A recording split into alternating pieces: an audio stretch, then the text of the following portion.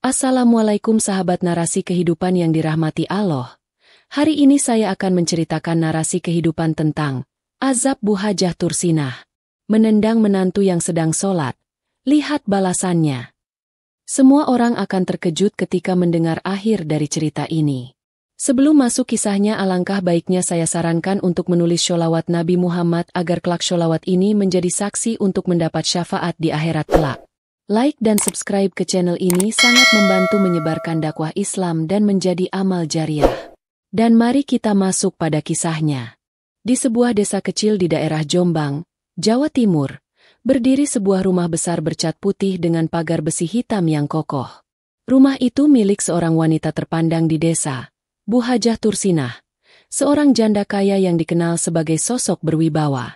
Ia dihormati karena latar belakang keluarganya yang dulu merupakan keturunan tokoh agama. Namun, di balik sikapnya yang dihormati warga, ada sifat keras yang membuatnya lebih ditakuti daripada disayangi.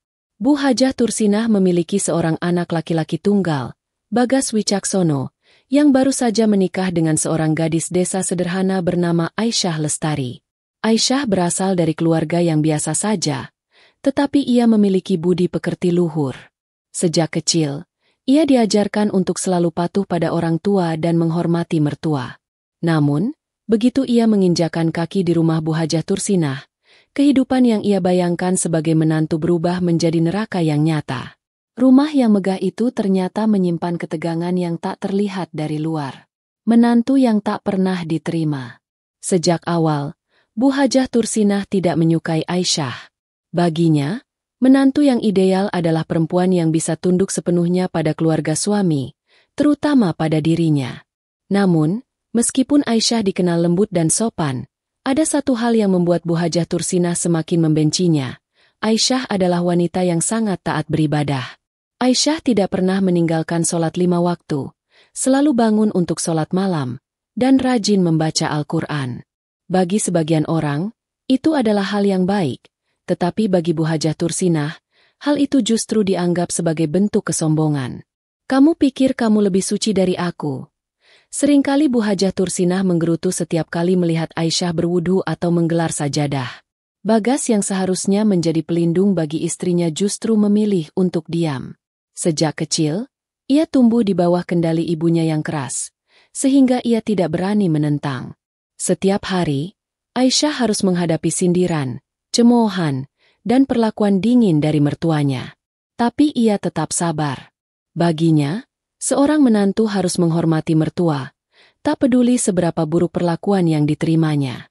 Namun, satu hal yang Aisyah tidak tahu, kesabarannya akan segera diuji dengan cara yang tak pernah ia bayangkan. Tanda-tanda ketegangan. Suatu malam, ketika Aisyah selesai sholat Isya, ia berjalan menuju dapur untuk membantu mertua menyiapkan teh. Namun, tanpa sengaja ia mendengar bisikan tajam Bu Hajah Tursinah kepada suaminya. Bagas, aku sudah bilang dari awal. Aku tidak suka perempuan itu. Kenapa kamu tetap menikahinya? Bagas terdiam. Suaranya lirih ketika menjawab. Tapi Bu, dia istri saya. Dia bukan istri yang pantas buatmu. Perempuan macam apa yang bisanya cuma sholat dan mengaji, tapi tidak bisa tunduk sama mertuanya? Aisyah berdiri terpaku. Jantungnya berdegup kencang. Selama ini ia berusaha bersabar, tetapi mendengar kata-kata itu langsung dari mulut mertuanya membuat hatinya terluka. Ia menundukkan kepalanya dan berbisik dalam hati, "Ya Allah, beri aku kekuatan." Tanpa ia sadari, ini adalah awal dari penderitaan yang lebih besar. Pagi itu, udara di desa Karangjati terasa dingin. Embun masih menempel di daun-daun pisang yang tumbuh di halaman belakang rumah Bu Hajah Tursinah. Suara ayam berkokok bersahutan, menandakan hari baru telah dimulai. Namun, bagi Aisyah, pagi ini bukanlah awal yang indah, melainkan kelanjutan dari penderitaan yang terus menyesakkan dadanya. Brak! Sebuah piring jatuh ke lantai, pecah berkeping-keping. Aisyah tersentak. Ia baru saja hendak menyajikan sarapan untuk mertuanya ketika tanpa sengaja tangannya menyenggol salah satu piring. "Ya Allah, maaf Bu, saya tidak sengaja," ucap Aisyah panik, segera berjongkok untuk membersihkan pecahan kaca. Namun, sebelum ia sempat menyentuhnya, suara lantang Bu Hajah Tursinah menggema di seluruh ruangan. Dasar perempuan ceroboh. Pagi-pagi sudah bikin rusuh. Wajah Bu Hajah Tursinah memerah menahan amarah. Tatapan matanya tajam menusuk. Kamu ini kerjaannya apa sih? Gak bisa masak, gak bisa bersih-bersih. Cuma bisa sholat dan ngaji. Gak guna. Aisyah menunduk. Menggigit bibirnya menahan air mata yang mulai menggenang di pelupuk mata. Sejak ia menikah dengan Bagas dan tinggal di rumah ini, ia sudah terbiasa dimaki dan diperlakukan layaknya pembantu. Namun, hatinya tetap berusaha menerima, karena ia yakin seorang menantu harus tetap menghormati mertuanya, bagaimanapun sikap mereka. Bagas, suaminya, hanya duduk diam di kursi meja makan. Ia tidak berani membela istrinya. Seperti biasa. Maaf, Bu. Hanya itu yang bisa Aisyah ucapkan. Dengan kasar, Bu Hajah Tursinah melangkah ke dapur, mengambil sapu, lalu melemparnya ke arah Aisyah. Bersihkan sekarang juga. Kalau ada serpihan yang tertinggal, jangan harap bisa makan hari ini. Bentaknya. Aisyah mengangguk lemah. Tangan mungilnya mulai mengumpulkan pecahan piring dengan hati-hati, meski jemarinya beberapa kali tergores oleh serpihan tajam. Tapi ia tak mengeluh. Penderitaan yang tak ada habisnya. Setiap hari, Aisyah harus bangun lebih awal untuk memasak, membersihkan rumah, dan melayani mertua tanpa pernah mendapat ucapan terima kasih. Ketika siang tiba dan ia hendak menunaikan sholat duhur, Bu Hajah Tursinah kembali melontarkan sindiran tajam. Sholat melulu. Kayak orang paling suci di dunia. Kadang, perempuan itu sengaja menyuruhnya melakukan pekerjaan rumah saat Aisyah baru saja hendak mengambil air wudhu. Nanti saja sholatnya. Selesaikan pekerjaan dulu. Tapi Aisyah tetap memilih untuk menjalankan kewajibannya. Baginya, ibadah adalah sesuatu yang tidak bisa ditinggalkan, meskipun ia harus menerima makian setiap harinya. Namun, kesabarannya semakin diuji ketika perlakuan Bu Hajah Tursinah semakin kasar. Dari sekadar kata-kata, kini mulai merambah pada tindakan fisik. Suatu sore, saat Aisyah tengah mencuci piring, Bu Hajah Tursinah mendekatinya lalu tanpa alasan yang jelas, mencubit lengannya dengan keras. Aku gak suka lihat kamu di rumah ini. Kamu tahu diri sedikit. Pergi saja dari rumahku. Aisyah mengatupkan bibirnya rapat-rapat, berusaha menahan air mata yang ingin jatuh. Hatinya perih. Apakah kesabarannya benar-benar sedang diuji oleh Allah? Di malam hari, Aisyah mengadu kepada suaminya. Mas Bagas, aku harus bagaimana? Aku sudah berusaha sabar, tapi ibu semakin membenciku. Suaranya lirih, penuh kepedihan. Bagas menatap istrinya dengan wajah lelah. Sabar, ya. Ibu memang seperti itu. Aku gak bisa berbuat apa-apa.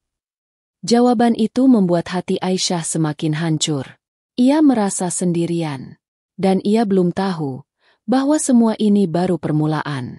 Langit malam di desa Karangjati tampak gelap, dihiasi gemintang yang bertebaran. Di dalam rumah besar Bu Hajah Tursinah, suasana terasa hening. Hanya suara kipas angin tua yang berdengung di sudut ruang tamu, sesekali berderit seakan kelelahan berputar. Di kamar kecil di bagian belakang rumah, Aisyah duduk di atas sajadah, menundukkan kepala dalam sujud yang panjang. Hatinya terasa berat. Setelah seharian dihina, dicubit, dan diperlakukan seperti pembantu, hanya kepada Allah ia mencurahkan perasaannya. Ya Allah, berikan aku kekuatan. Aku sudah berusaha sabar, tapi sampai kapan? Air matanya menetes di atas kain sajadah. Di luar kamar, samar-samar terdengar suara Bu Hajah Tursinah yang sedang berbicara di ruang tengah. Aku gak akan tenang sebelum perempuan itu keluar dari rumah ini. Ancaman yang kian nyata. Aisyah menahan napas. Ia tahu perkataan itu ditujukan untuknya. Hatinya semakin teriris ketika mendengar Bagas hanya diam. Suaminya tidak membela, tidak melawan, hanya membiarkan ibunya terus mencacinya seperti ini. Malam itu, Aisyah tak bisa tidur. Ia hanya bisa merenung, bertanya-tanya apa lagi yang akan dilakukan Bu Hajah Tursinah padanya. Dan benar saja, Keesokan harinya, penderitaannya semakin menjadi. Saat sedang menyapu halaman, Aisyah melihat Bu Hajah Tursinah duduk di kursi kayu, menatapnya dengan mata penuh kebencian. Di tangannya ada secangkir teh yang masih mengepul. "Hei, menantu durhaka. Aku punya pekerjaan buat kamu," bentaknya. Aisyah menghentikan sapuannya. "Iya, Bu, apa yang bisa saya bantu?"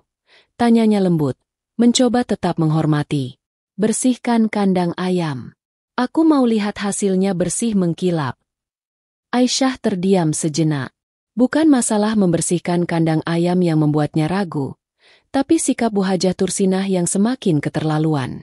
Di rumah ini ada pembantu, tapi justru dirinya yang selalu diperlakukan lebih rendah dari seorang pekerja rumah tangga.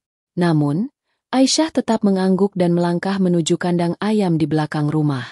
Ia memilih bersabar, meskipun hatinya semakin lelah. Menantu yang tak pernah benar. Siang itu, Aisyah bekerja keras membersihkan kandang ayam yang penuh dengan kotoran. Tangannya yang halus kini kotor dan berbau tak sedap. Tapi ia tidak mengeluh. Namun, saat ia kembali ke dalam rumah untuk mencuci tangan, tiba-tiba terdengar suara keras. "Astagfirullah. Siapa yang bikin teh ini asin?" Bu Hajah Tursinah berteriak marah sambil membanting gelasnya ke lantai. Bagas yang duduk di dekatnya hanya bisa menatap bingung. Aisyah mengernyit. "Ia sama sekali tidak membuat teh hari ini. Pasti kamu yang bikin. Mau meracuni aku, hah?" Bu Hajah Tursinah menunjuk Aisyah dengan wajah merah padam. "Tapi, Bu, saya tadi di luar membersihkan kandang ayam. Saya tidak buat teh." "Jangan bohong. Kamu pikir aku bodoh?" Tanpa memberi Aisyah kesempatan untuk menjelaskan, Bu Hajah Tursinah mendorong tubuh menantunya hingga hampir terjatuh ke lantai. Jantung Aisyah berdegup kencang. Tangannya mencengkeram pinggiran meja untuk menjaga keseimbangan. Bagas buru-buru berdiri. "Bu, sudah Bu, jangan seperti ini," katanya pelan, tapi tidak ada keberanian dalam suaranya. Aisyah menatap suaminya dengan mata berkaca-kaca. "Mas, aku benar-benar tidak membuat teh itu." Bagas menggigit bibirnya, lalu menunduk. Ia tidak mengatakan apapun. Aisyah merasa seperti dihantam batu besar. Suaminya memilih diam, membiarkan ibunya terus menyiksanya. Di dalam hatinya, kesabaran yang ia jaga mulai goyah. "Allah, apakah aku harus tetap bertahan?"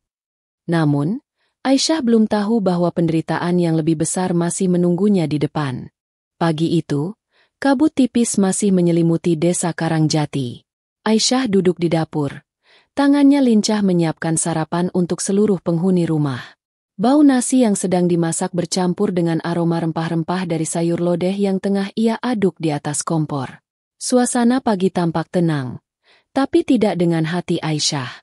Setelah kejadian semalam, di mana ia dituduh meracuni teh Bu Hajah Tursinah, pikirannya terus dihantui perasaan bersalah meski ia tidak melakukan apa-apa. Langkah kaki berat mendekat dari arah ruang tamu. Aisyah menoleh dan mendapati Bu Hajah Tursinah berdiri di ambang pintu dapur, dengan tatapan penuh kebencian. "Dasar menantu pembawa sial.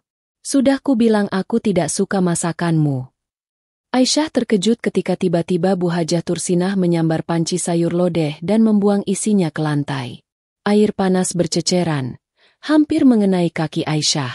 "Bu, kenapa? Apa ada yang salah?" tanyanya dengan suara bergetar. "Aku muak melihatmu di rumah ini. Kamu pikir aku tidak tahu? Kamu sengaja terus berdoa biar aku cepat mati, kan?" Mata Aisyah membesar. "Astagfirullah, Bu. Saya tidak pernah berpikir begitu. Jangan pura-pura suci. Aku benci kamu, Aisyah.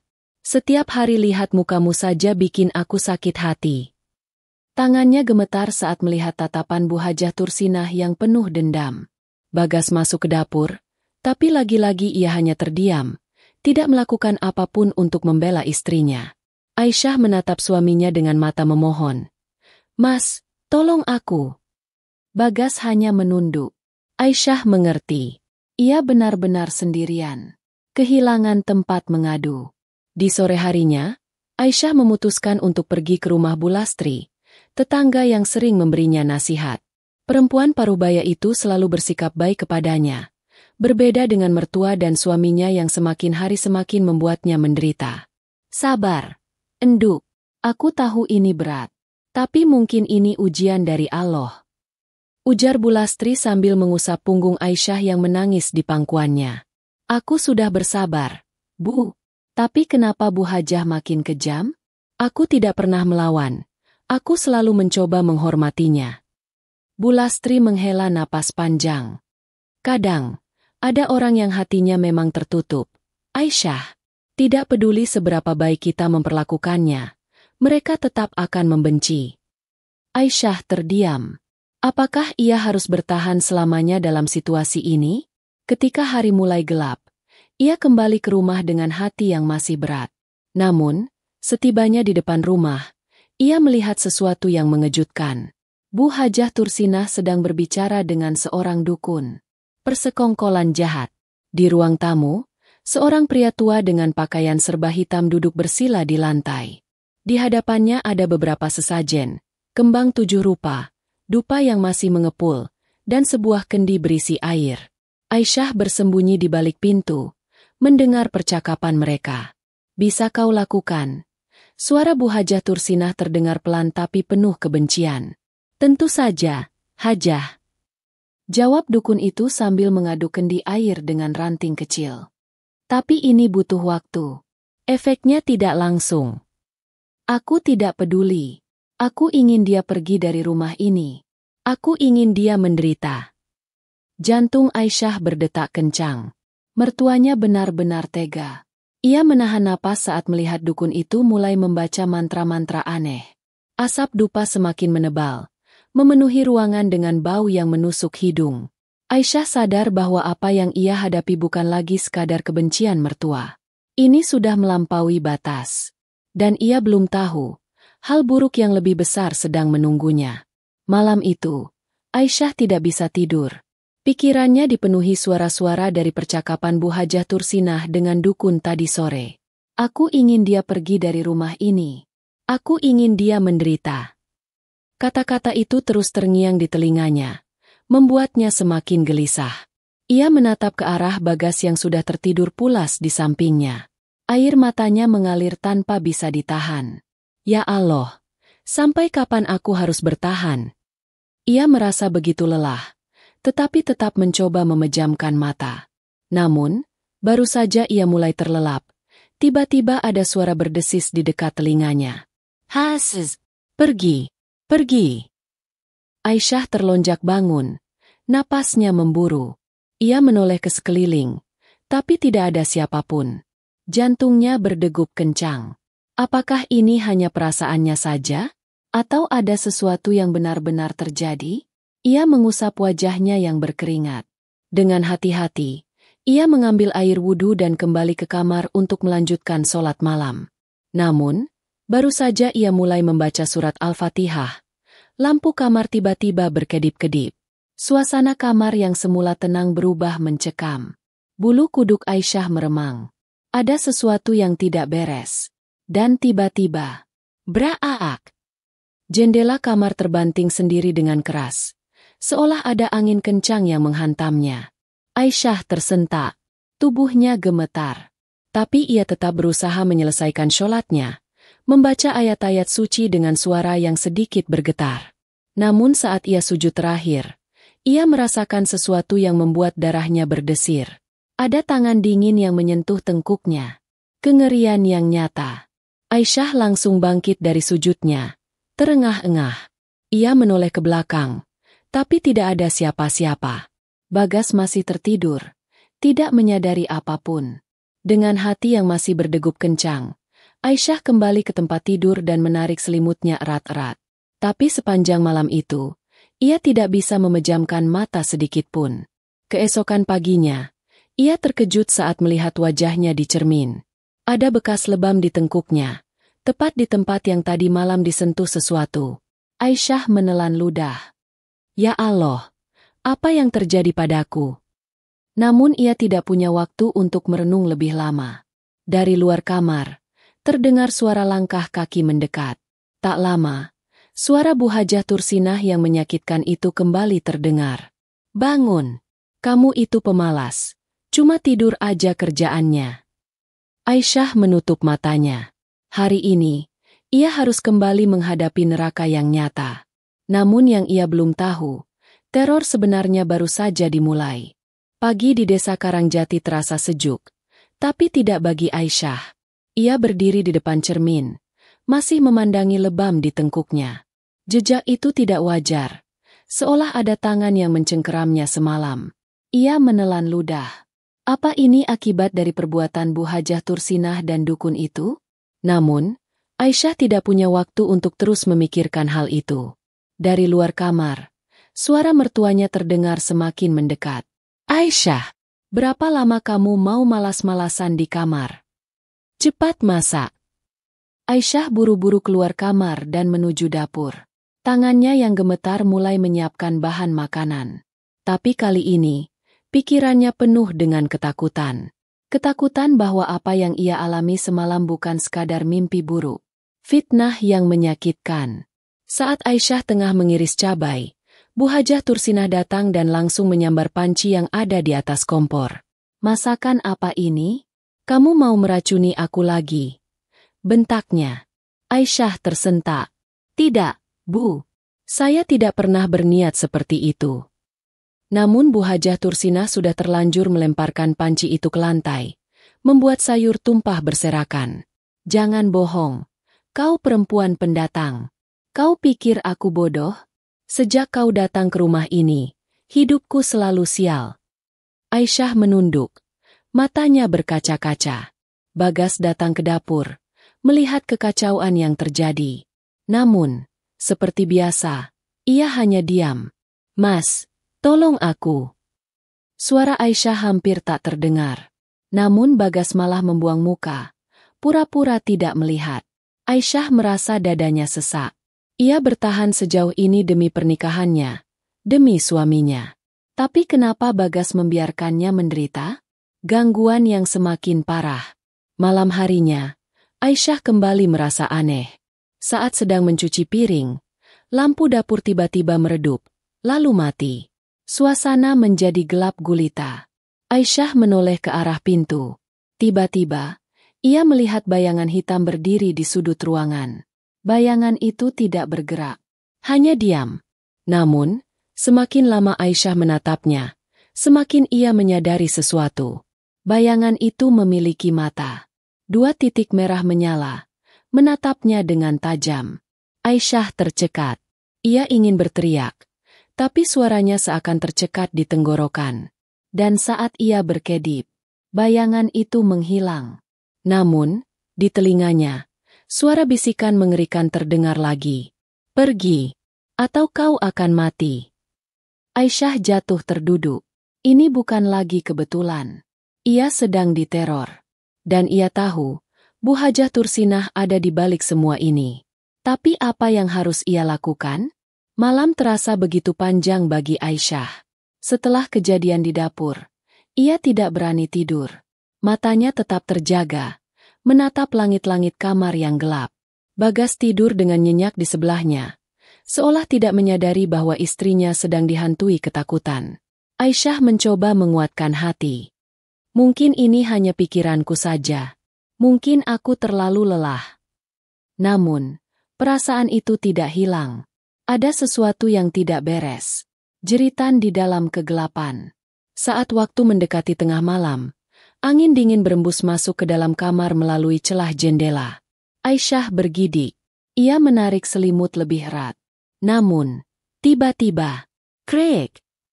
Pintu kamar terbuka perlahan, mengeluarkan suara berderit yang menyeramkan. Jantung Aisyah berdegup kencang. Dengan tubuh gemetar, ia menoleh ke arah pintu. Tidak ada siapa-siapa.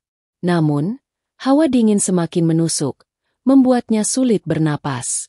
Dan tiba-tiba, terdengar suara langkah kaki. Pelan, sangat pelan. Langkah itu semakin mendekat. Aisyah ingin membangunkan Bagas, tapi tubuhnya terasa kaku. Ia tidak bisa bergerak. Kemudian, tepat di ujung tempat tidur, ia melihat sesuatu. Sebuah sosok berdiri di sana.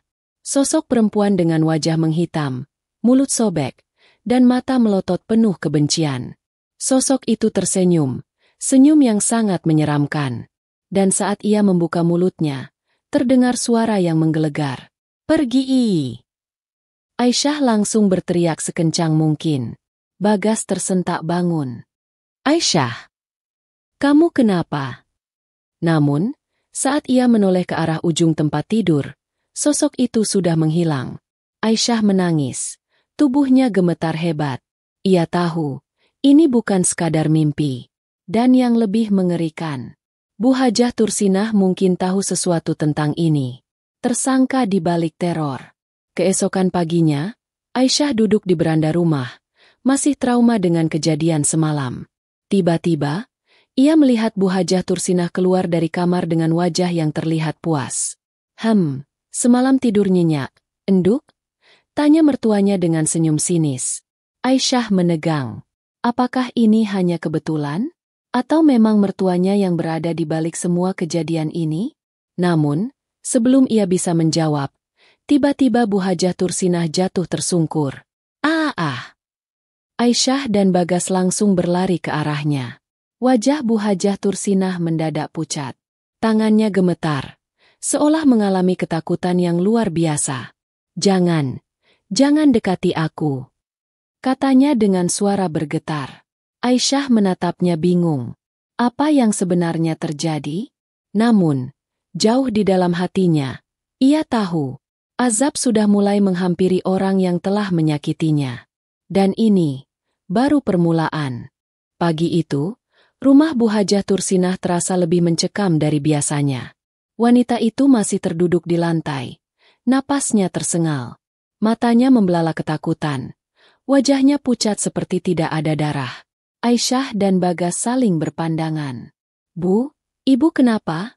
tanya Bagas, mencoba membantu ibunya berdiri.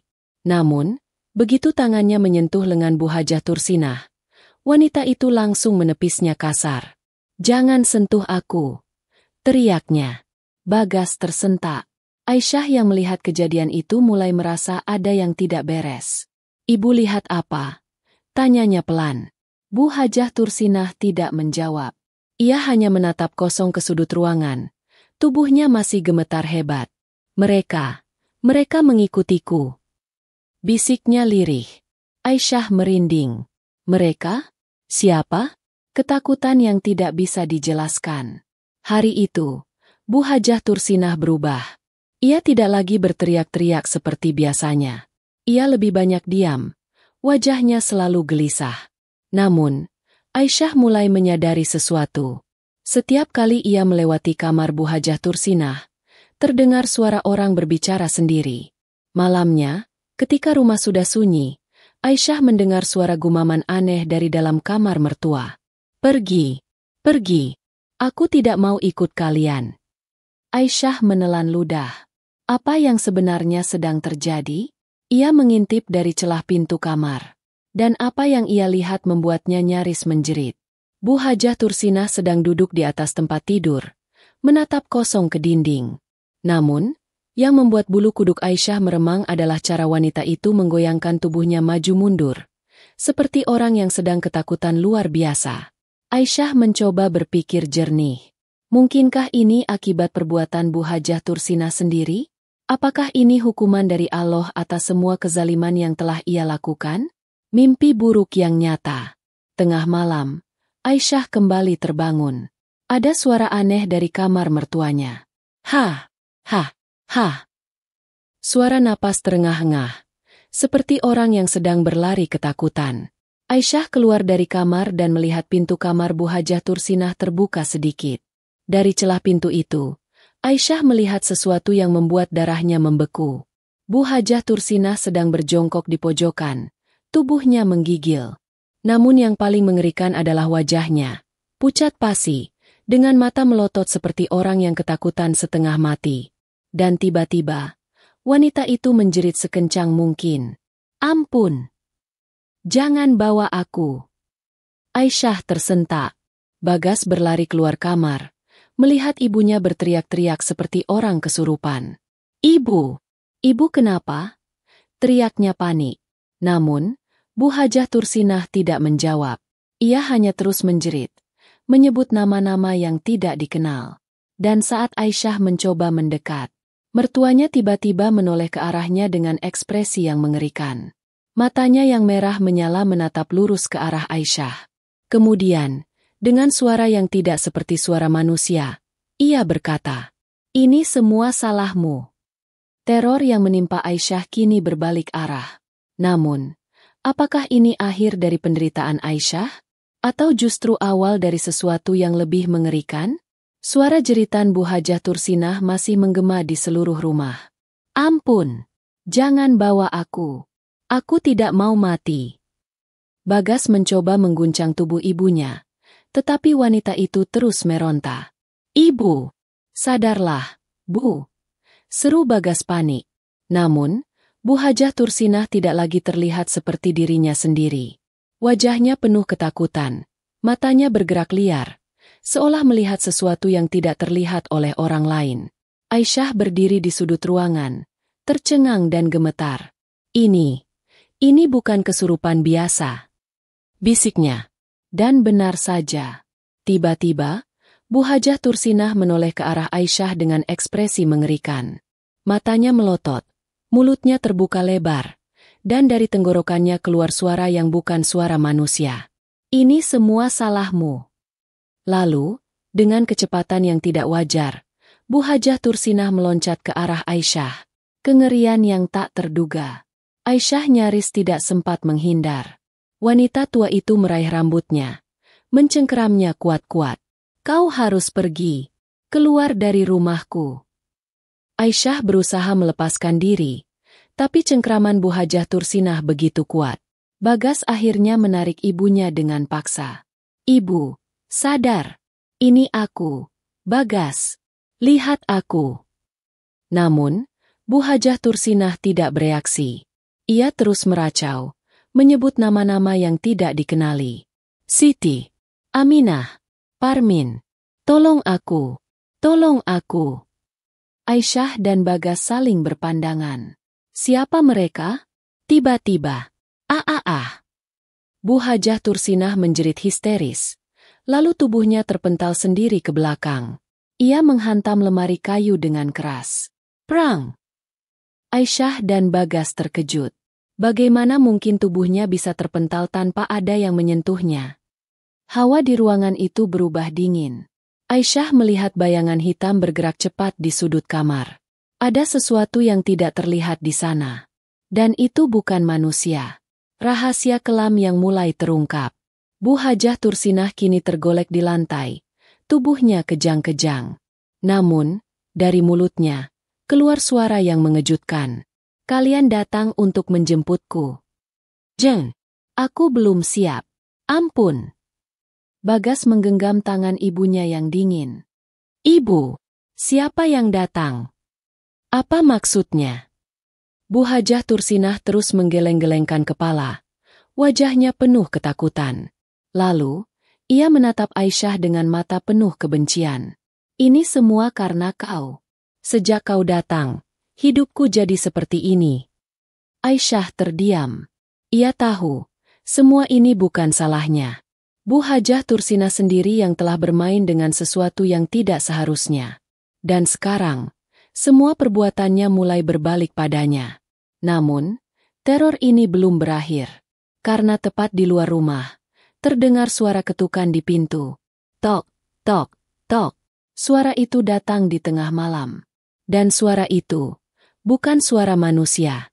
Apa yang akan terjadi selanjutnya? Siapa yang mengetuk pintu di tengah malam? Tok, tok, tok. Suara ketukan itu terdengar lebih keras. Bagas menelan ludah. Siapa yang datang di tengah malam begini? Di dalam kamar, Bu Hajah Tursinah masih terbaring di lantai. Napasnya memburu, matanya liar ke segala arah, seolah melihat sesuatu yang tidak terlihat oleh manusia biasa. Aisyah melirik suaminya, lalu berbisik, "Jangan dibuka." Bagas mengangguk. Hatinya juga mengatakan hal yang sama. Tapi suara itu tidak berhenti. Tok, tok, tok. Kini, suara itu semakin kuat. Aisyah bisa merasakan bulu kuduknya meremang. Dan yang lebih aneh lagi, suara ketukan itu tidak berasal dari pintu depan, tapi dari jendela kamar Bu Hajah Tursinah. Bayangan di balik jendela. Aisyah memegang erat tangan Bagas. "Mas, ada apa di luar?" bisiknya ketakutan. Bagas tidak menjawab. Ia berjalan perlahan ke arah jendela. Dengan napas tertahan, ia melirik keluar. Dan apa yang ia lihat membuat jantungnya nyaris berhenti. Ada sosok hitam berdiri di luar jendela. Tingginya jauh lebih besar dari manusia biasa. Tubuhnya kurus kering, dan wajahnya samar-samar terlihat seperti tengkorak. Matanya menyala merah di kegelapan. Bagas mundur dengan wajah pucat. "Astagfirullah." Aisyah ikut mendekat, tapi sebelum ia sempat melihat lebih jelas, bam! Jendela bergetar hebat, seolah sesuatu menghantamnya dengan keras.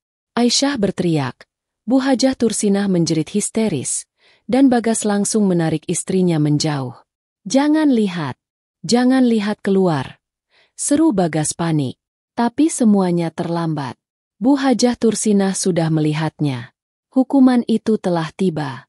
Wanita tua itu kini meronta hebat. Tangannya mencakar-cakar lantai.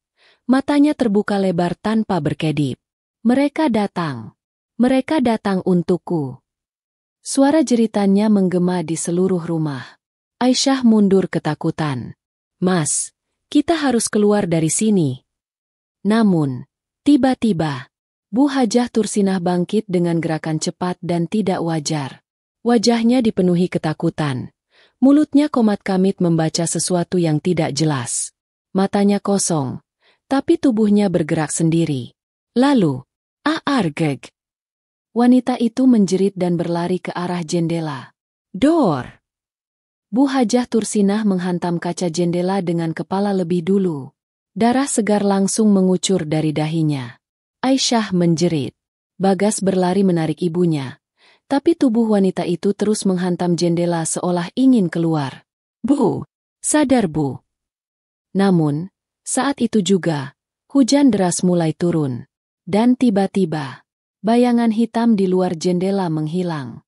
Hanya dalam sekejap, hawa dingin yang tadi menyelimuti ruangan langsung lenyap. Bu Hajah Tursinah kini terkapar di lantai. Napasnya terengah-engah. Ia terisak ketakutan. Mereka belum pergi." Bisiknya lemah. Bagas dan Aisyah saling berpandangan. Apa yang sebenarnya terjadi? Dan siapa yang tadi datang di luar rumah? Apakah ini hanya awal dari hukuman untuk Bu Hajah Tursinah? Hujan deras masih mengguyur rumah tua itu. Suara gemuruh guntur menggema, bersahutan dengan isak tangis Bu Hajah Tursinah yang terkapar di lantai. Darah masih mengucur dari dahinya, membasahi kain mukena lusuh yang dikenakannya. Bagas berusaha membantu ibunya, tapi wanita itu justru menepis tangannya dengan kasar. "Jangan sentuh aku. Kau tidak akan mengerti." Mata Bagas memerah, napasnya bergetar. "Apa yang sebenarnya terjadi, Bu? Siapa mereka? Kenapa ibu ketakutan seperti ini?" Bu Hajah Tursinah terdiam. Wajahnya penuh penderitaan. Namun, sebelum ia sempat menjawab, "Assalamualaikum." Suara salam itu terdengar dari luar rumah. Aisyah dan Bagas langsung menoleh. Siapa yang datang di tengah malam begini? Tapi ada satu hal yang membuat jantung mereka berdegup lebih kencang. Pintu rumah mereka belum ada yang dibuka. Lalu, terdengar langkah kaki memasuki rumah. Tap, tap, tap. Seseorang atau sesuatu telah masuk ke dalam rumah mereka. Dan kali ini, tidak ada yang berani menoleh ke arah pintu. Sosok tak terlihat itu berdiri di tengah ruangan. Bagas menggenggam tangan Aisyah dengan erat. Suara langkah kaki itu berhenti di tengah ruangan. Bu Hajah Tursinah langsung membeku. Nafasnya tercekat. "Mereka ada di sini." Bisiknya dengan suara nyaris tak terdengar. Aisyah merinding. Ruangan itu kini terasa lebih dingin daripada sebelumnya. Ada sesuatu yang berdiri di sana. Tapi mereka tidak bisa melihatnya. Lalu, suara itu kembali terdengar. Tursinah. Aisyah menutup mulutnya agar tidak berteriak. Bagas semakin erat menggenggam tangannya. Karena suara itu berasal dari tengah ruangan, tepat di depan mereka. Namun, tidak ada seorang pun di sana. Suara dari masa lalu. Bu Hajah Tursinah kini menangis histeris. Jangan. Aku sudah bertaubat. Jangan ambil nyawaku. Bagas berusaha menenangkan ibunya, tapi tubuh wanita itu bergetar seperti orang kesurupan. Lalu, suara itu terdengar lagi. Tursinah, apakah kau sudah lupa? Dan tiba-tiba, semua lampu di rumah itu padam. Gelap pekat menyelimuti mereka. Hanya suara hujan di luar rumah yang masih terdengar. Dan di dalam kegelapan, terdengar suara langkah kaki bergerak perlahan mendekati Bu Hajah Tursinah. Tep, tep, tep. Bu Hajah Tursinah berteriak ketakutan. Jangan dekati aku. Aku tidak mau mati. Lalu, sesuatu terjadi. Dor! Suara pintu depan terbanting terbuka dengan keras. Bagas dan Aisyah menjerit. Dan saat mereka menoleh, Bu Hajah Tursinah sudah tidak ada di tempatnya. Lenyap begitu saja dalam kegelapan. Kemana perginya Bu Hajah Tursinah? Siapa yang datang malam itu? Bagas dan Aisyah masih terpaku di tempatnya. Bu Hajah Tursinah menghilang. Di mana wanita itu? Kemana ia pergi? Angin malam yang dingin bertiup dari pintu depan yang terbuka lebar. Hujan masih mengguyur deras, menerpa teras rumah. Namun, yang membuat mereka bergidik ngeri adalah bekas jejak kaki yang mengarah keluar. Jejak kaki itu bukan hanya satu. Ada jejak lain di sampingnya. Bukan jejak manusia. Bagas menelan ludah. Mas, itu apa? Suara Aisyah bergetar. Bagas menggeleng. Ia tak sanggup menjawab. Karena jejak itu terlihat lebih besar, tidak beraturan, dan seolah terbakar di lantai kayu. Tiba-tiba, terdengar jeritan panjang dari luar rumah. Aarekhah. Suara itu. Suara Bu Hajah Tursinah. Kemana perginya Bu Hajah Tursinah? Bagas berlari keluar rumah. Diterpa hujan deras. Matanya mencari ke segala arah. Ibu! Aisyah ikut berlari menyusul. Dan di saat itulah, mereka melihatnya. Bu Hajah Tursinah berada di tengah halaman, di bawah pohon mangga tua yang besar. Tubuhnya menggigil. Tangannya mencakar-cakar tanah seperti orang kesurupan. Tidak, tidak. Jangan tarik aku. Bagas langsung menghampiri ibunya. Bu, sadar, Bu. Ini aku, Bagas. Namun, wanita tua itu menatap putranya dengan mata melotot. Mulutnya menyeringai lebar. Senyuman yang tidak wajar. Dan yang lebih mengerikan. Kedua matanya kini berwarna hitam pekat. Aisyah menjerit. Bagas mundur selangkah. Darahnya membeku. Bu! Sadar Bu, istighfar. Namun, yang keluar dari mulut wanita itu bukanlah suara manusia. Melainkan, suara tawa yang menggema. Tawa yang bukan berasal dari dunia ini. Lalu tiba-tiba, tanah di bawah Bu Hajah Tursinah retak. Seolah ada sesuatu yang hendak keluar dari dalam bumi. Dari dalam retakan itu, keluar asap hitam yang berbau busuk. Bagas dan Aisyah semakin mundur. Mereka sadar, pintu neraka telah terbuka, dan Bu Hajah Tursinah akan ditelan ke dalamnya. Apakah ini akhir dari Bu Hajah Tursinah? Ataukah ada keajaiban yang bisa menyelamatkannya? Tanah di bawah Bu Hajah Tursinah semakin retak. Asap hitam terus membubung dari dalam celah yang semakin lebar. Aisyah menjerit, Mas, kita harus tarik ibu. Bagas ragu. Ibunya bukan lagi manusia biasa. Matanya hitam pekat. Mulutnya menyeringai seperti makhluk yang bukan berasal dari dunia ini. Tapi bagaimanapun juga, itu ibunya. Dengan keberanian yang tersisa, Bagas nekat melompat dan menarik tubuh ibunya. Namun, Aargek! Bagas terlempar ke belakang. Tubuhnya seolah dihantam kekuatan yang tak terlihat. Aisyah menjerit. Sementara itu, tangan Bu Hajah Tursinah mencakar-cakar udara. Ia seolah berusaha meraih sesuatu yang tidak terlihat. Dan dari dalam tanah, terdengar suara mengerikan. Suara rintihan. Suara jeritan. Dan lebih mengerikan lagi, suara orang-orang yang menangis memohon ampun. Bagas dan Aisyah merinding. Suara itu berasal dari dalam tanah. Dari lubang menganga yang kini semakin dalam. Pertarungan terakhir. Aisyah meneteskan air mata. Ia tahu, Bu Hajah Tursinah sedang diseret oleh sesuatu. Makhluk-makhluk yang dulu pernah ia sakiti. Orang-orang yang pernah ia zalimi. Mereka semua menunggu di dalam lubang itu. Tapi Bagas tidak mau menyerah. Bu, pegang tanganku. Ia nekat meraih tangan ibunya lagi. Namun, Bu Hajah Tursinah malah tertawa. Tawa itu semakin keras. Mengerikan. Dan tiba-tiba, tubuhnya terangkat ke udara. Seakan ada tangan tak terlihat yang menariknya ke atas. Bagas dan Aisyah mundur ketakutan. Dan saat itulah, Bu Hajah Tursinah berteriak dengan suara yang tak lagi seperti manusia. Tolong aku. Namun terlambat. Dalam hitungan detik, sesuatu menariknya ke dalam lubang itu. Bagas dan Aisyah hanya bisa melihat. Ibunya lenyap. Tertelan kegelapan. Lubang di tanah perlahan menutup. Asap hitam menghilang. Hujan mulai reda. Dan suasana menjadi sangat sunyi. Bagas masih terdiam. Matanya kosong. Baru saja, ibunya hilang. Ditelan sesuatu yang tak bisa dijelaskan dengan akal. Aisyah hanya bisa menangis. Mereka berdua tidak tahu harus berbuat apa.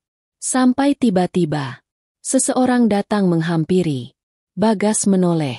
Di bawah remang lampu teras, terlihat sosok seorang lelaki tua memakai sarung dan peci putih. Pak Kiai Muhtar.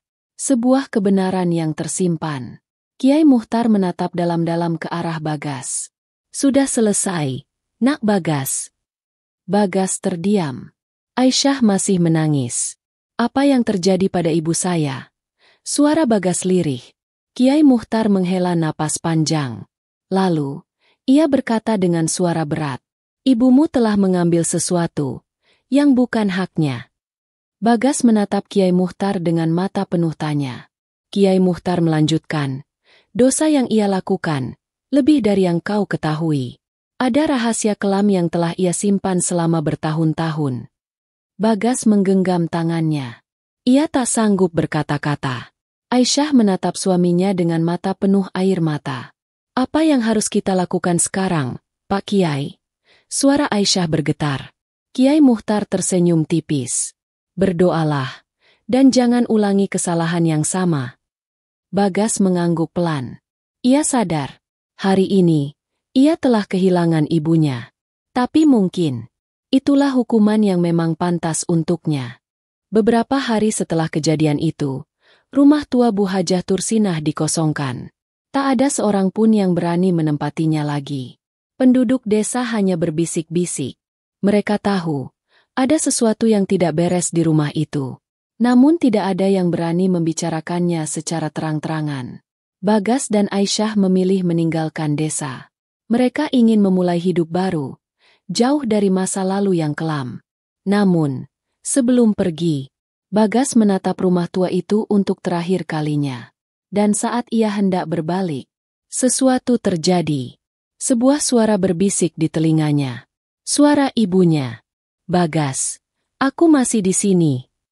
Bagas langsung membeku. Jantungnya berdetak kencang. Namun, saat ia menoleh ke belakang, tidak ada siapa-siapa. Hanya rumah tua itu. Berdiri sunyi. Hikmah dari kisah azab Bu Hajah Tursinah. Setiap peristiwa yang terjadi di dunia ini pasti memiliki hikmah yang bisa kita petik. Kisah tragis Bu Hajah Tursinah yang berakhir dengan azab mengerikan bukan hanya sekadar cerita, tetapi juga cerminan dari kenyataan yang bisa terjadi pada siapapun yang lalai dalam menjalani kehidupan. Berikut ini beberapa hikmah yang dapat kita ambil dari kisah ini. 1. Dosa dan kezaliman akan kembali kepada pelakunya. Dalam Islam, ada satu kaidah yang sangat jelas. Barang siapa yang menanam kebaikan, maka ia akan menuai kebaikan. Dan barang siapa yang menanam kezaliman, maka ia akan menuai akibat dari kezaliman itu sendiri. Bu Hajah Tursinah adalah sosok yang dalam pandangan masyarakat mungkin terlihat sebagai wanita salehah.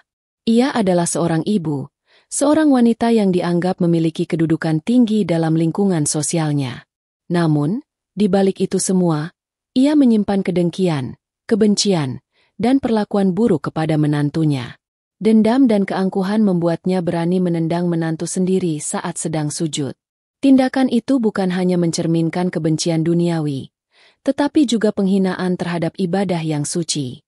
Namun, sebagaimana sunatullah, kezaliman tidak akan dibiarkan tanpa balasan. Dalam kisah ini, kita melihat bagaimana perlahan-lahan azab datang kepada Bu Hajah Tursinah. Mulai dari hal-hal ganjil yang terjadi di rumahnya, perubahan sikapnya yang menjadi semakin aneh, hingga akhirnya, ia mengalami kejadian yang sangat mengerikan, ditelan oleh sesuatu yang berasal dari alam gaib. Kejadian ini mengingatkan kita pada firman Allah dalam Al-Quran. Dan janganlah sekali-kali kamu mengira bahwa Allah lalai dari apa yang diperbuat oleh orang-orang yang zalim. Sesungguhnya Allah menangguhkan mereka sampai hari yang pada waktu itu mata mereka terbelalak. Quran Surat Ibrahim 42. Mungkin di dunia ini orang yang zalim bisa tertawa, merasa berkuasa, dan hidup dengan nyaman. Tetapi suatu saat, balasan itu pasti akan datang, entah cepat atau lambat. 2. Ibadah tidak boleh dihina, apalagi dihalang-halangi.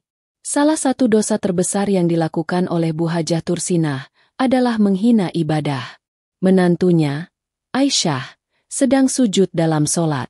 Itu adalah posisi paling mulia dalam ibadah seorang muslim, karena saat itulah manusia berada dalam keadaan paling dekat dengan Tuhannya. Namun, Bu Hajah Tursinah justru menendangnya. Tindakan ini bukan sekadar bentuk kebencian terhadap menantu, tetapi juga bentuk penghinaan terhadap ibadah yang suci. Allah telah memperingatkan dalam firman-Nya. Dan siapakah yang lebih zalim daripada orang yang menghalangi menyebut nama Allah dalam masjid-masjidnya, dan berusaha merobohkannya? Mereka itu tidak pantas memasukinya kecuali dengan rasa takut. Quran Surat Al-Baqarah 114. Meski ayat ini berbicara tentang larangan merusak masjid, tetapi maknanya juga berlaku secara umum. Menghalangi atau merendahkan ibadah adalah dosa besar. Jika seseorang mulai membenci orang yang beribadah, atau bahkan menghalangi dan melecehkan ibadah itu sendiri, maka itu adalah tanda bahwa hatinya telah keras. Hati yang keras seperti batu tidak akan bisa menerima cahaya kebenaran, dan pada akhirnya akan membawa pelakunya kepada kebinasaan. 3. Kedengkian dan kesombongan akan menghancurkan diri sendiri. Salah satu sifat yang sangat berbahaya dalam diri manusia adalah iri hati dan kesombongan.